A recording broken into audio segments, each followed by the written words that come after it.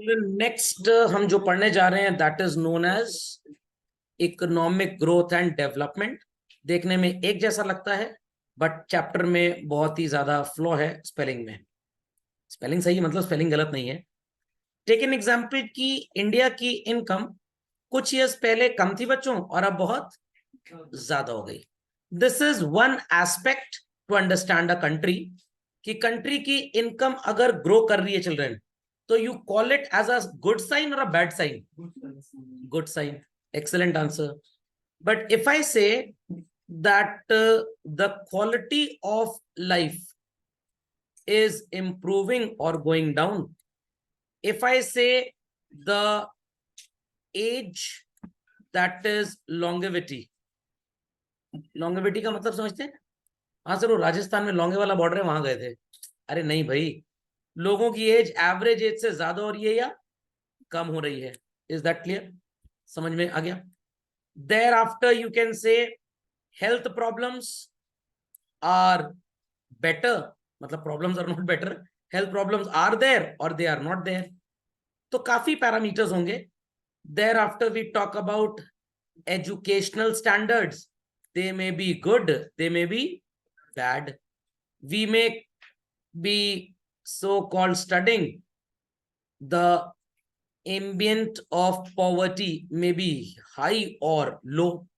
ये सारे फैक्टर्स भी कंट्री को सो कॉल्ड इंटरनेशनल स्फीयर में अच्छा या खराब बोल सकते हैं। तो अब दो तरह की बातें हैं। कुछ कंट्रीज सिर्फ अपनी इनकम के बारे में चिंता करती हैं और कुछ इन चीजों के बारे में चिंता करती हैं। हमारा पड़ोसी है वो बांग्लादेश, और उधर दाएं बाएं वाले म्यांमार और जकार्ता और कितने छोटे छोटे कंट्रीज है ना, दे आर लीस्ट बॉदर्ड की इनकम क्या है। दे आर लीस्ट बॉदर्ड की इनकम क्या है, but they are highly concerned कि हमारे लोगों की जो क्वालिटी ऑफ लाइफ है बहुत अच्छी होनी चाहिए। पौष्टिक आहार बहुत अच्छा हो, मैल न्यूट्रिशन ना हो, खाने पीने की चीजें अच्छी मिले, लंबे समय तक हेल्दी जिए वो लोग, educational standard should be par excellence, और गरीबी कम से कम हो। तो यहाँ पे एक बात हम ये भी कर सकते हैं, इंडिया में आपने विराट कोहली जी का नाम सुना है? और यूएस में भी विराट कोहली होंगे, यूएस में भी ऐसे कोई होंगे ना स्पोर्ट्स पर्सन। तो अगर इंडिया में विराट कोहली साल भर का 1,000 करोड़ भी कमाता है और अपने पापा के पास जाता है और बोलता है पापा मैंने इस साल 1,000 करोड़ बनाए, पापा कह रहे हैं बेटा ये सब तो ठीक है, बीटेक कर लेता तो अच्छा रहता। नहीं समझ में आया? एमएस धोनी जी का नाम आपने सुना होगा।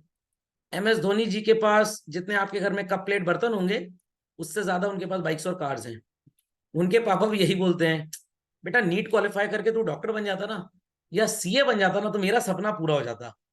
चाहे वो डॉक्टर बन जाता और साल भर का 2-4 लाख ही कमाता, उतनी फेम भी ना होती, बट क्रिकेटर बन के भाई वर्ल्ड फेम का पर्सन बन गया, दूसरी प्लेनेट पे एलियन भी जानते होंगे शायद। तो हमारे जो इंडियन पेरेंट्स की मेंटालिटी होती है वो क्या होती है?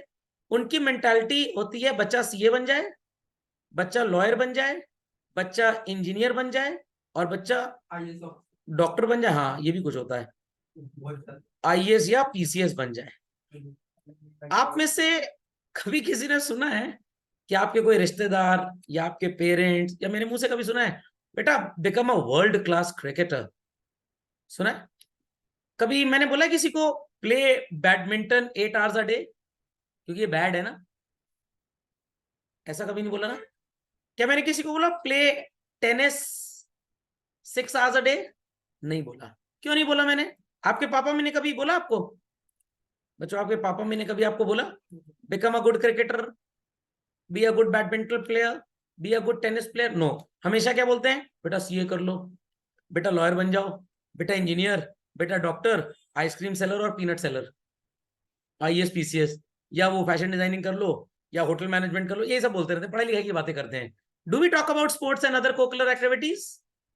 चलिए पूछ लेता हूँ सबसे, हार्दिक जी कभी बोला पापा ने आपको इन चीजों के बारे में, कभी इंस्पायर किया?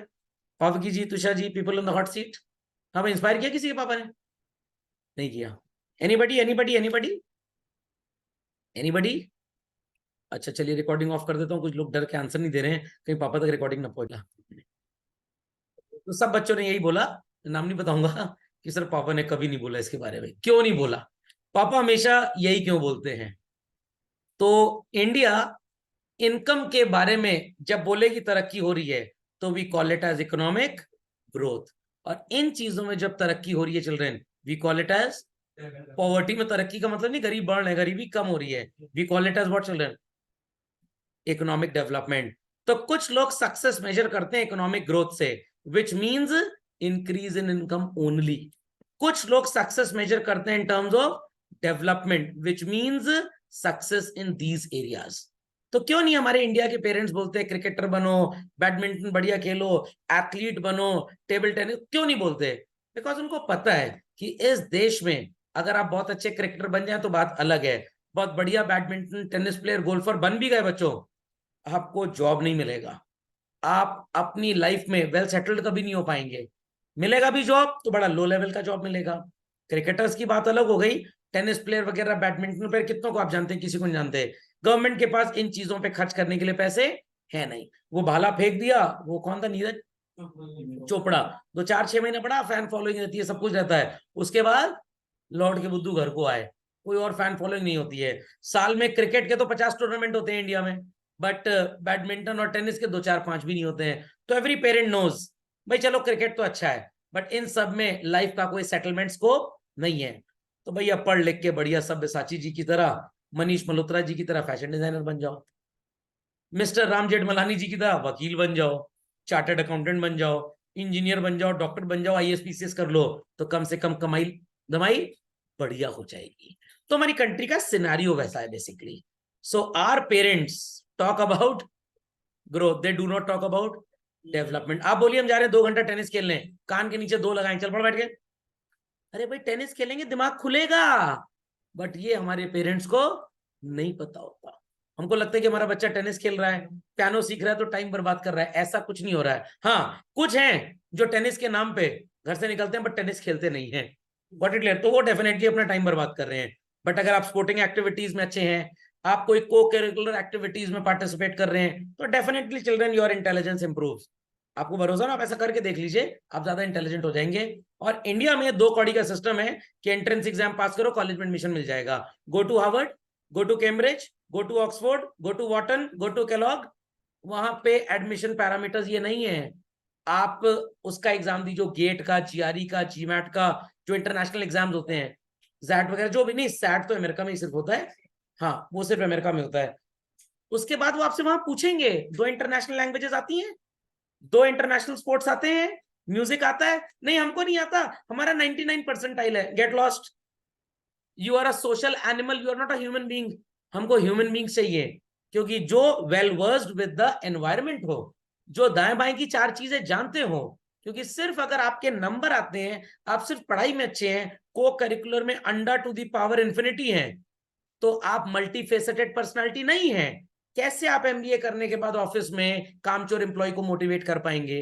कैसे आप मैनेज कर पाएंगे जब आप सेल्फ मैनेज नहीं है?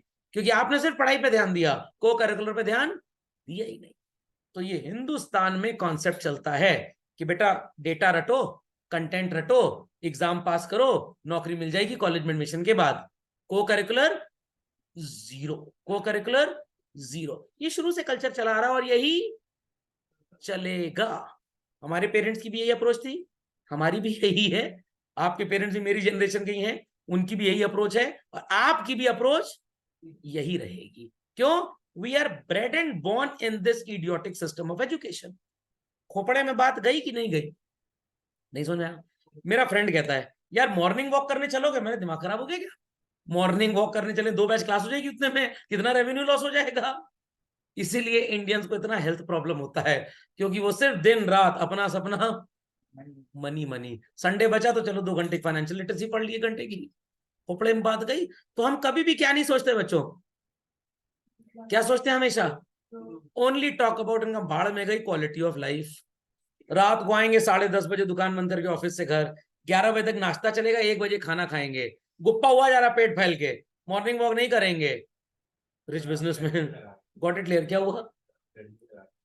हाँ हाँ, गॉट इट क्लियर। तो कुशल जी बोल रहे ट्रेडमिल लगा क्लास करें, क्लास भी होती रहेगी और हेल्थ भी मेंटेन रहेगी। कोलेस्ट्रॉल एक बार निकला था 340, डॉक्टर ने बोला थोड़ा वॉक वॉक करिए, थोड़ा क्लास कम लीजिए, got it clear, come lecture record करिए यूट्यूब पे, तो माई वाइफ सेड क्या सोचा है? मैंने कहा डॉक्टर को बदलना पड़ेगा।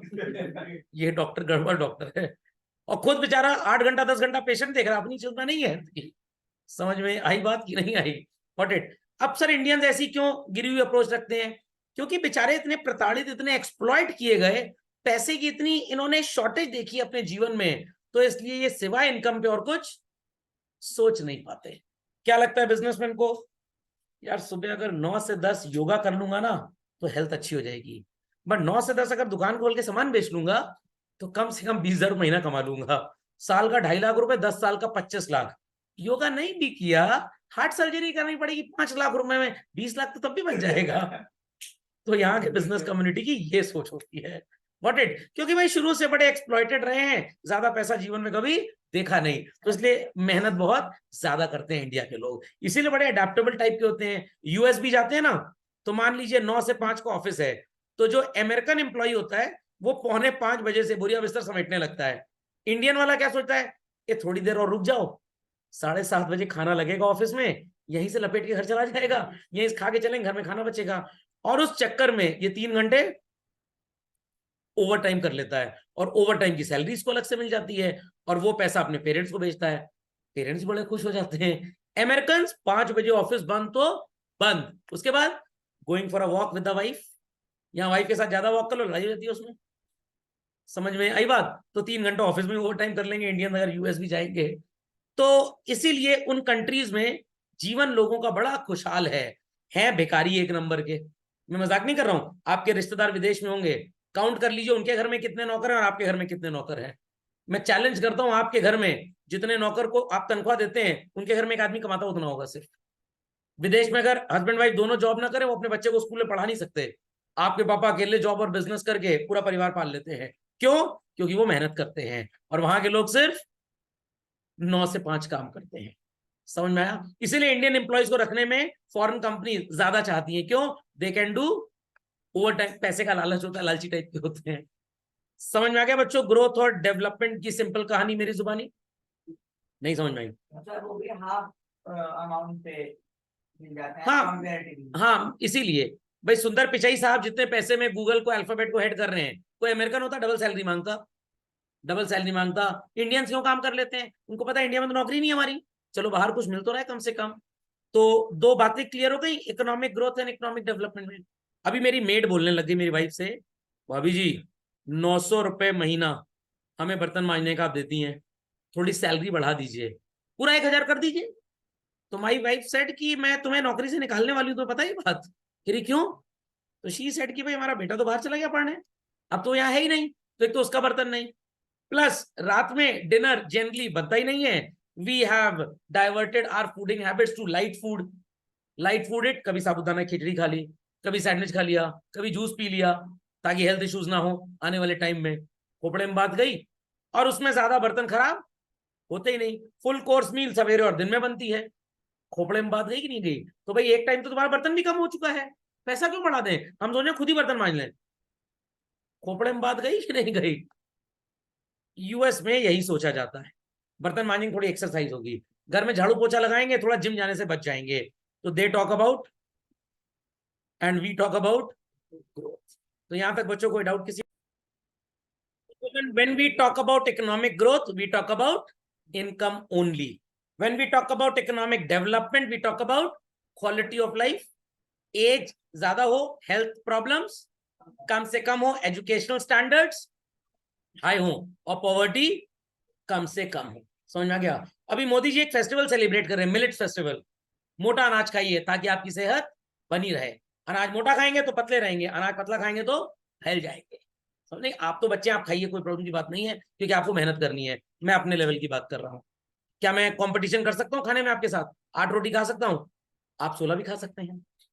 चलो बच्चों, so economic growth or economic development is regarded as one of the most significant economic and social challenge facing the mankind today.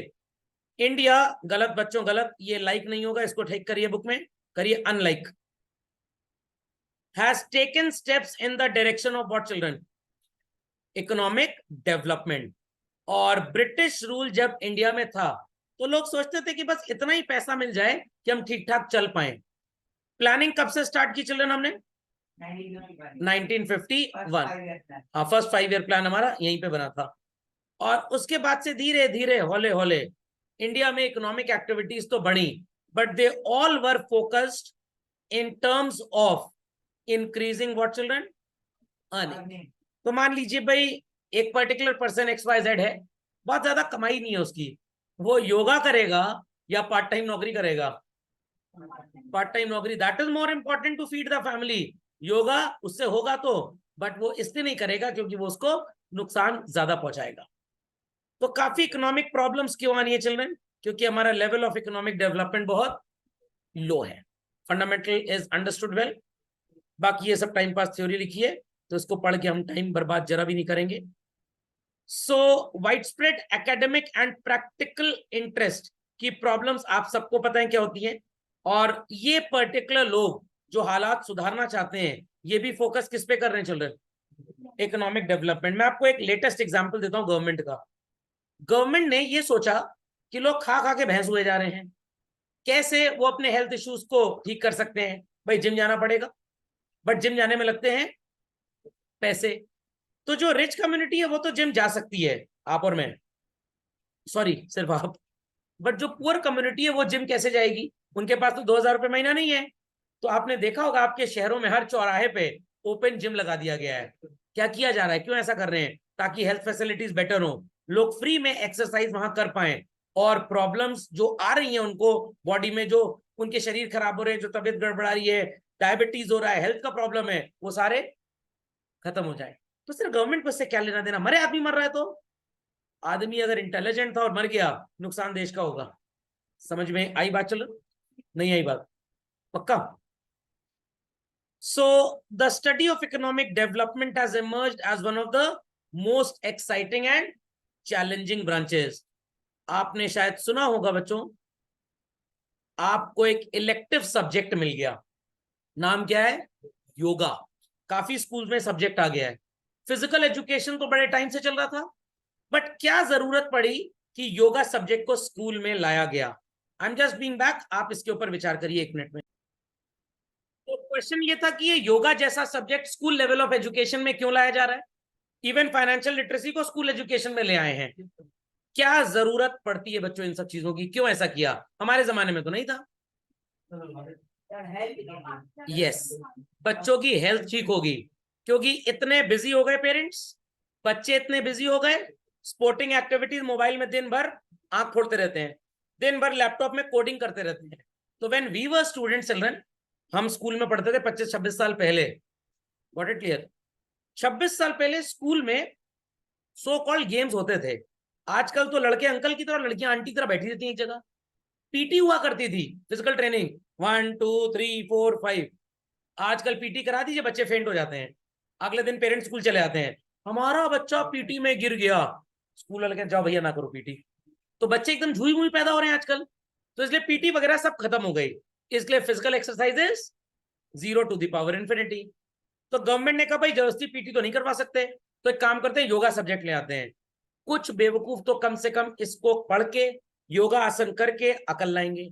कुछ लोग घर जाके योगा करेंगे, चलो योगा डे बना देते हैं, तो कम से कम अपनी लाइफ को ठीक कर लेंगे। And it is highly true children, highly true. मैं कोई बाबा रामदेव जी का एजेंट नहीं हूं, मैं खुद भी योगा कभी नहीं करता, मैंने आज तक योगा नहीं किया।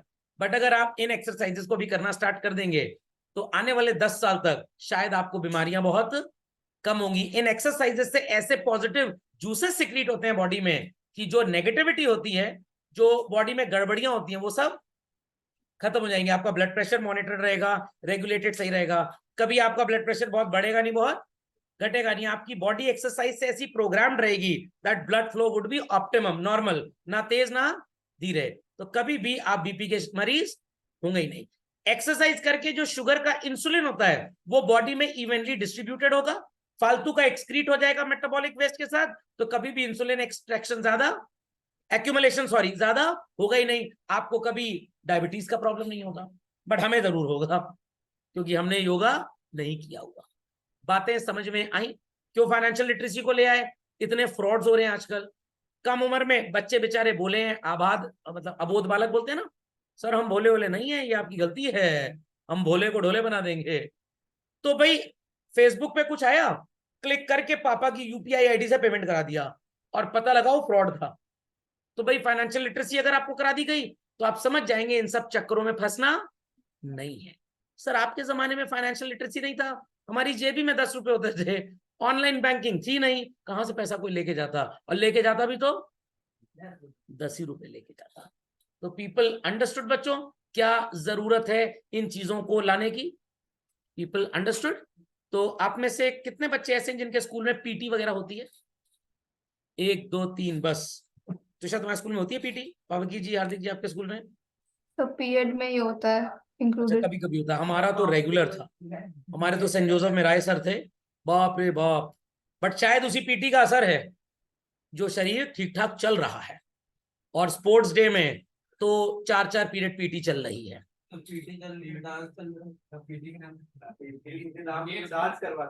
हाँ तो अच्छा है, शरीर तो मूव कर रहा है, नहीं तो सरकमफ्रेंस बढ़ता जा रहा है पूरा। कुछ बच्चों को तो बुला लिया जाता है सीनियर सेक्शन से छोटी क्लास में, आओ बेटा सरकमफ्रेंस का एग्जांपल देना है छोटे बच्चों का, आओ। Got it clear? तो ये बहुत जरूरी है। बट जुई मुई टाइप के बच्चे असेंबली में लुढ़क जाते हैं, क्योंकि व्रत रखते हैं करवा चौथ का और रोजा रखते हैं, खा के कुछ नहीं जाएंगे, हमारा स्लिम शरीर बेकार हो जाएगा। शरीर स्लिम करने के चक्कर में दिमाग स्लिम हो गया उनका, एक्सटिंक्ट हो गया इंटेलिजेंस। Got it clear? तो इसलिए योगा बहुत जरूरी है। तो आप लोग प्लीज इस योगा को किया करिए, मैं भी कोशिश करूंगा, पढ़ाते समय याद आता है बोल देता हूँ झूठ, बट बाद में नहीं कर पाता। चलिए, so people understood children this thing? So people all over the world in developed as well as underdeveloped countries have keen interest towards what children? Economic development. तो जो मैं आपको ये रेगुलर स्टडी करा रहा हूं, आपसे रेवेन्यूज ले रहा हूं, चार्जेस ले रहा हूं, ये इकोनॉमिक ग्रोथ है। बट फाइनेंशियल लिटरेसी क्या है? वो इकोनॉमिक डेवलपमेंट है। समझे कि नहीं समझे? कुछ लोग बोलते हैं सर वो हेल्पेज इंडिया वाले फॉर्म भरवाते हैं, बेकारी बना देते हैं। No no no no, they are making you realise your as a part of a human being is what duty to serve the society.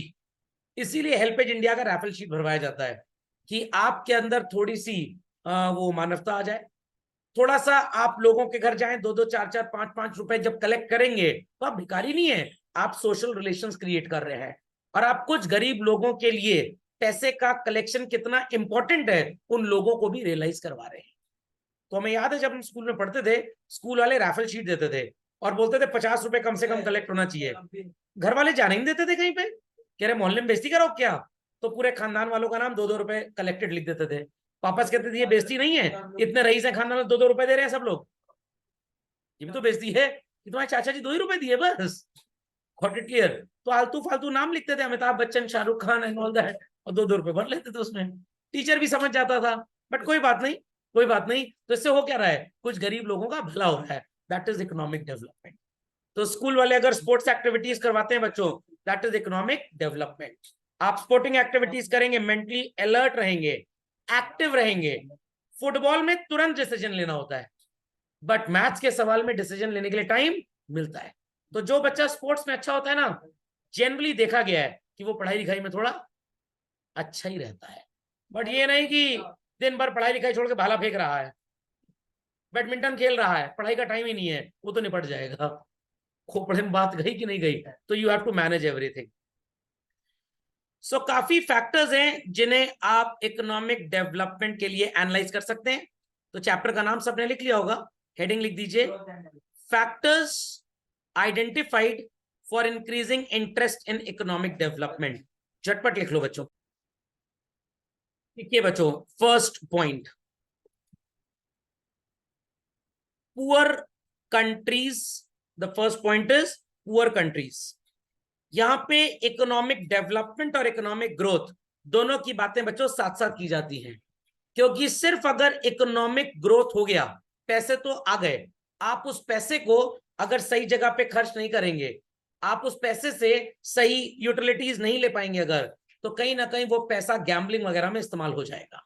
Fundamental logic is clear? पक्का? तो ये जो गवर्नमेंट ने ओपन एयर जिम आजकल लगा दिए हैं, government ने सस्ती प्राइस पे लोगों को रेलवे स्टेशन पे मिनरल वाटर प्रोवाइड करवा दिया, भाई 5 रुपए में 1 लीटर आपको मिल जाएगा। तो this is all what children called as economic development. समझ में आया? आप दिल्ली का मॉडल ले लीजिए, आप लखनऊ का मॉडल ले लीजिए, go to government school children. I am not saying कि इंफ्रास्ट्रक्चर कोई बड़ा हाईफाई है, बट 10 साल पहले जो गवर्नमेंट स्कूल्स की हालत थी आज उससे कहीं ज्यादा अच्छी हो चुकी है। चाहे वो एनजीओ की वजह से हुआ, चाहे गवर्नमेंट की वजह से हुआ, ultimately licensing and controlling authority तो गवर्नमेंट ही है, तो काफी इंप्रूवमेंट आ चुका है। 10 साल पहले लोग गवर्नमेंट हॉस्पिटल में जाना नहीं चाहते थे। अरविंद केजरीवाल जी को थैंक यू बोलता हूं मैं तो, दिल्ली के गवर्नमेंट हॉस्पिटल सिस्टम को इतना बढ़िया कर दिया, उनकी देखा देखी हर स्टेट गवर्नमेंट ने एफर्ट लिया, and government hospitals are the best children. अब वहां पे उतना हिसाब किताब गड़बड़ नहीं है जितना पहले था। पहले तो ऐसा हिसाब किताब था कि आप वायरल फीवर लेके जाएंगे, डेंगू मलेरिया लेके आएंगे। मैं मजाक नहीं कर रहा, वायरल फीवर लेके जाएंगे, डेंगू लेके आएंगे। अब ऐसा नहीं है, their services are almost equivalent to the private hospitals. हाँ, अभी थोड़ा मेदांता तक वो लोग नहीं पहुंच पाए, बट धीरे धीरे पहुंच जाएंगे, क्योंकि उनको मेदांता तक पहुंचना भी नहीं है, क्योंकि जिसको मेदांता जाना है वहीं जाएगा। तो पहले तो ऐसी सर्विसेज थी कि अगर एक हल्का सा कट लग गया और आप फर्स्ट एड के लिए गए, पक्का बदले में HIV मिलेगा आपको। Got it clear? बट अब ऐसा नहीं होता। Vaccination programmes and all that, they are being carried at a very good level children. Okay, next children, inferior economic and political status. क्या जरूरत है इकोनॉमिक डेवलपमेंट या इकोनॉमिक ग्रोथ की बात करने की? क्योंकि जो गरीब देश हैं उनको पता है कि अगर हमको वर्ल्ड वाइड रिकग्निशन चाहिए तो हमको इकोनॉमिक डेवलपमेंट और इकोनॉमिक ग्रोथ दोनों की बात करनी पड़ेगी। अगर हम इकोनॉमिकली ग्रो भी कर गए तो अमेरिका बोलेगा नहीं ये बेकार कंट्री है क्योंकि यहाँ पे एम्प्लॉयमेंट बहुत ज्यादा नहीं है। ये बेकार कंट्री है क्योंकि यहाँ पे जो बच्चे पैदा होते हैं काफी ज्यादा मर जाते हैं, वैक्सीनेशन अच्छा नहीं है। नहीं, ये कंट्री अच्छी नहीं है क्योंकि इस कंट्री में स्टैंडर्ड ऑफ लिविंग बहुत बेकार है। मैं आपको बच्चों इसका एक रियल लाइफ एग्जांपल देता हूं। आपने बराक ओबामा जी का नाम सुना है? किसी जमाने में इन्होंने यूनाइटेड नेशंस को बोला, क्यों इंडिया जैसे बेकार देश को पैसा फंड करते हो, rather you people should stop funding. Barack Obama ji से यूएन ने पूछा आप ऐसा क्यों बोल रहे हैं? तो उन्होंने बोला, बराक ओबामा या उसके पहले के कोई प्रेसिडेंट से बात उठी थी वहां पे, आप ऐसा क्यों बोल रहे हैं? तो उन्होंने कहा कि भाई इंडिया में जो आप पैसा देते हो ना वो सही जगह इन्वेस्ट नहीं होता। गवर्नमेंट उस पैसे को आपसे लेती जरूर है और अननेसेसरी वोट बैंक इकट्ठा करने के चक्कर में बांट देती है। तो यूएन सेट की भाई क्या पैरामीटर होना चाहिए फंडिंग करने के लिए? तो यूएस ने बोला check the what, literacy rate. अच्छा भैया, लिटरेसी रेट की क्या डेफिनेशन है? मैट्रिकुलेशन पास। मैट्रिकुलेशन पास का मतलब होता है 10th पास। ये बात उठी थी way back in the year 2006 children. अब यूएन ने इंडिया को बोला भाई 10th पास अगर आपका डेटा हमें बढ़िया मिलेगा तो हम फंडिंग करेंगे, वरना नहीं करेंगे। उस समय कपिल सिब्बल जी एजुकेशन मिनिस्टर थे कांग्रेस की गवर्नमेंट ने, इन्होंने CCE सिस्टम ला दिया। CCE is continuous and comprehensive evaluation system. I repeat, continuous and comprehensive evaluation system, जिस सिस्टम के तहत इस तरह के एग्जाम्स जो चलते थे वो नहीं होंगे, वील बी हैविंग ग्रेड्स, तो कोई बच्चा फेल होगा ही नहीं, 100% पास रिजल्ट। जब सीबीएसई ने इस प्रैक्टिस को अडॉप्ट किया, 90% स्टेट बोर्ड्स ने भी इसको अडॉप्ट कर लिया। आईसीएसई ने थोड़ी सी इज्जत बरकरार रखी, उन्होंने बोला हम इस कंप्लीट चौपट इवैल्यूएशन सिस्टम को नहीं लेंगे। तो यहां पे सिस्टम में क्या था, बेटा प्रोजेक्ट बना दो नंबर मिल जाएगा तुमको, पढ़ाई लिखाई का लेवल 2 कौड़ी का हो गया। ये सिस्टम हिंदुस्तान में बच्चों 2016 तक चला। जब पता लग गया हमने 10 जनरेशन बर्बाद कर दी 10 साल में, इस सिस्टम को खत्म करके वही पुराना सिस्टम चला है जो आज चलता है। बट हुआ क्या इन 10 सालों में, पैसा मजे का लपेटा वहां से हमने। इंडियन से दुश्मनी ले रहे थे ना, कह रहे थे कि लिटरेसी रेट बढ़ाओ, हमें क्या है, हम सिस्टम ऐसा लगा देंगे सब लिटरेट हो जाएंगे। तो इंडियन से पंगा लेना आसान नहीं है। लिटरेसी चाहिए ना, जुगाड़ चाहिए, हम पास कर देंगे सबको, हम ग्रेडिंग परसेंटेज ले आएंगे। बराक ओबामा समझ गए, फिर कुछ बोले ही नहीं बेचारे, अगली बार यूएस की गवर्नमेंटशिप से भी चले गए। समझ में आई बच्चों बात? पक्का? चलिए, अंडरस्टूड दिस? तो इन गरीब देशों को बहुत जरूरी है इनकी स्टडी करना कि भाई कैसे वर्ल्ड वाइड रिकग्निशन आएगा। बट उसके बाद सिस्टम डेवलप, हमने ऐसे सब्जेक्ट इंट्रोड्यूस कर दिए, योगा, रिटेल, मार्केटिंग, ऐसे सब्जेक्ट है सीबीएसई के सिलेबस में बच्चों, आईसी में आ रहे हैं।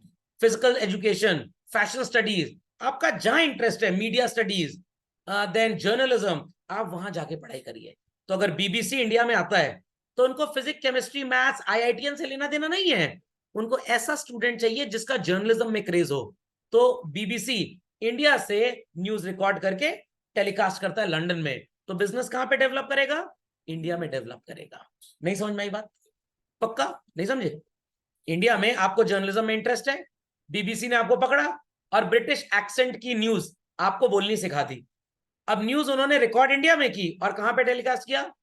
लंदन में। तो पैसा तो उनके पास पाउंड स्टर्लिंग में आएगा, बट आपको सैलरी किस में देंगे? वो रुपी में। तो बीबीसी का प्रॉफिट बढ़ेगा। Where BBC is going to hire people from India और फ्रॉम लंदन? इंडिया। अब जब लग रहा है कि भाई हमने ढेर सारे लोगों को ट्रेनिंग दे दी, हमको इंडिया से पढ़े लिखे लोग मिल गए, उन्होंने इंडिया में एक इंस्टीट्यूट खोल दिया लैंग्वेज ट्रेनिंग का। एक इंस्टीट्यूट खोल दिया तो हमारी कंट्री में बाहर से लोग आते हैं लैंग्वेज की ट्रेनिंग लेने के लिए, तो बिजनेस हमारा बढ़ गया। समझ में आ गया? तो this led to recognition of Indian economy into the world as having highest English speaking people on the planet Earth। पता है आपको इंडिया में अंग्रेजी बोलने वाले पूरी दुनिया के कंपैरिजन में सबसे ज्यादा लोग हैं। 141 करोड़ की आबादी है, हम हर चीज में सबसे ज्यादा हैं। इसीलिए वर्ल्ड के सबसे ज्यादा कॉल सेंटर्स बच्चों इंडिया से ऑपरेट किए जाते हैं।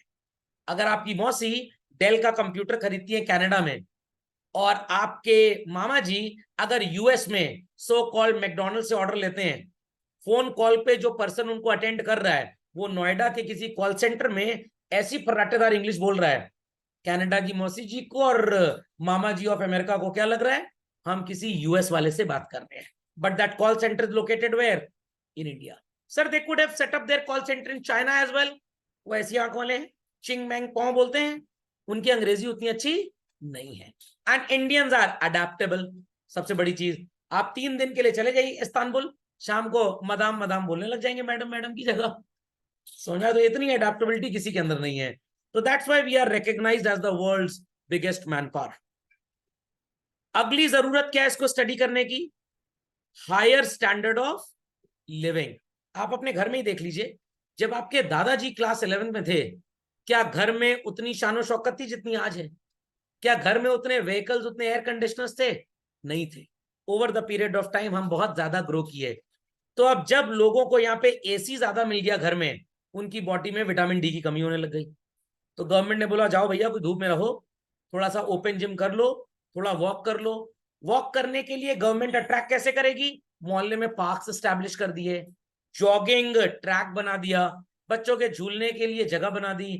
तो बड़े बूढ़े आएंगे जॉगिंग करने के लिए, बच्चे थोड़ा झूल लेंगे, तो कम से कम मोबाइल थोड़ा कम से कम देखेंगे, और मोबाइल कम देखेंगे तो आंख भी कम खराब होगी।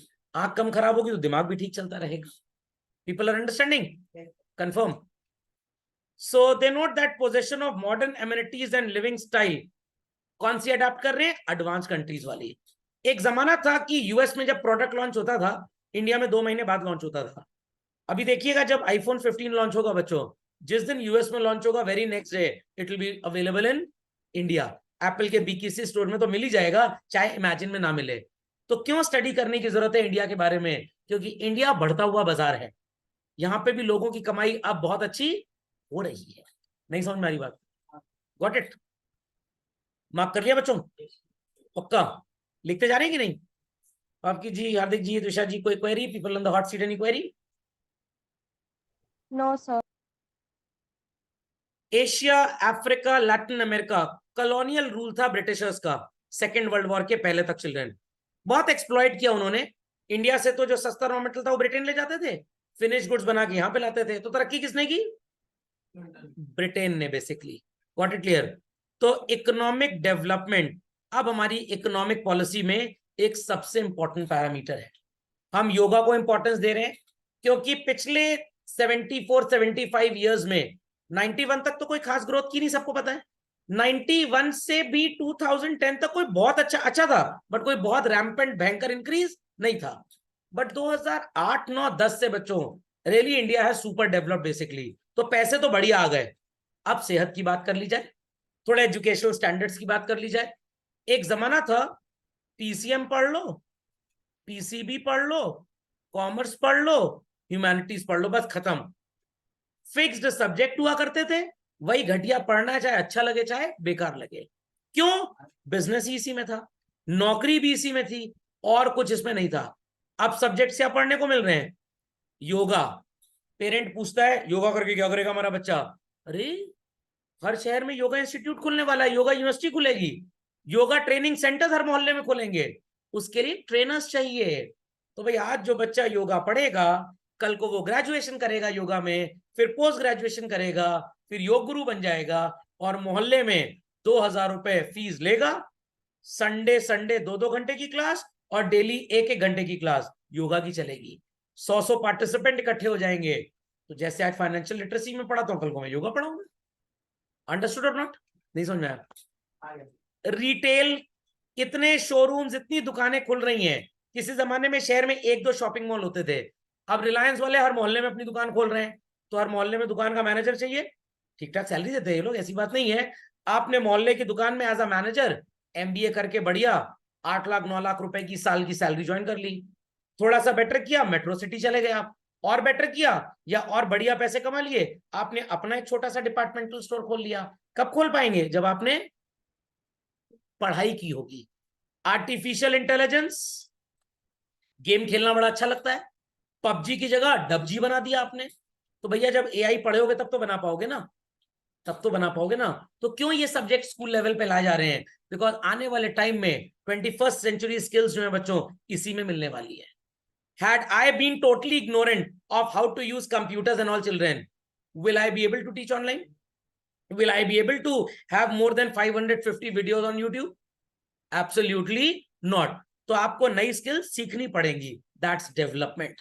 जब डेवलपमेंट होगा तो इकोनॉमिक ग्रोथ अपने आप हो जाएगी। पहले हमारे देश में बिल्डिंग बनती थी 4 फ्लोर की, मुंबई चले जाइए 70-70, 80-80 फ्लोर की बिल्डिंग बनती है आजकल। Got it clear? तो ये कैसे आया? हमने मॉडर्न इंजीनियरिंग पढ़ी बेसिकली। एक, हाँ यस, एक जमाना था डॉक्टर ऑपरेट हाथ से करता था।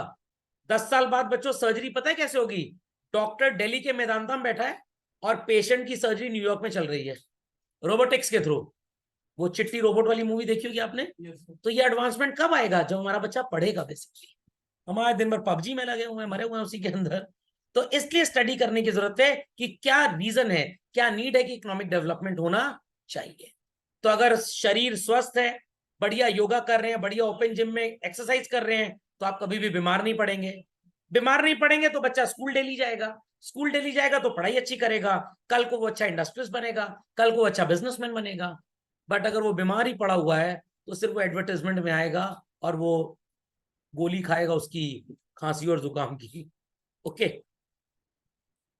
यूएस, यूके, चाइना, जापान को पता है कि हमारी ग्रोथ अब बहुत ज्यादा नहीं है, क्योंकि हम रिसोर्सेस को पूरा इस्तेमाल कर चुके हैं, हम मंदी की कगार पे आ रहे हैं। बताया था ना tradingeconomics.com, लास्ट देखा था 1.4%, हम आज भी 6% वाली इकोनॉमी है। तो यूएसबी ऑफिसेस इंडिया में खोल रहा है। भाई सिंपल सी बात है, आपके पापा ने सोचा एक मोहल्ले में घर बनवा दें, 50 लाख रुपए लगेगा या 1 करोड़ लगेगा, रेंट कितना मिलेगा? 25,000। बट अगर घर से 30 किलोमीटर दूर, 40 किलोमीटर दूर 1 करोड़ रुपए खर्च करके एक रिजॉर्ट बना दें, साल का 10 लाख रुपए कमा लेंगे। गांव का लुक आएगा उसके अंदर, गांव की थीम होगी, लोगों को फ्रेश एनवायरनमेंट मिलेगा। तो पापा के लिए 1 करोड़ रुपए कहां पे इन्वेस्ट करना अच्छा है? रिजॉर्ट में ना।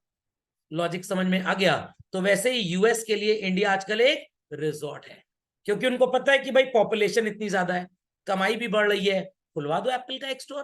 बिडेन और मोदी जी आपस में बात कर लिए कि भाई आप जरा एक स्टोर खुलवा दीजिए, हम पाकिस्तान को 2-4 मिसाइल घटिया वाली सप्लाई कर देंगे, जो बटन तो दबाएंगे बट फायर नहीं करेगी वो। ऐसा नहीं होता बेसिकली। Got it clear? समझ में आई बात बच्चों? तो coming back to the topic, इतनी देर में लोग टॉपिक भी भूल गए होंगे। Reasons for current interest in economic development. मेरा क्यों इंटरेस्ट आता है कि भाई मैं आपको फाइनेंशियल लिटरेसी पढ़ाऊं?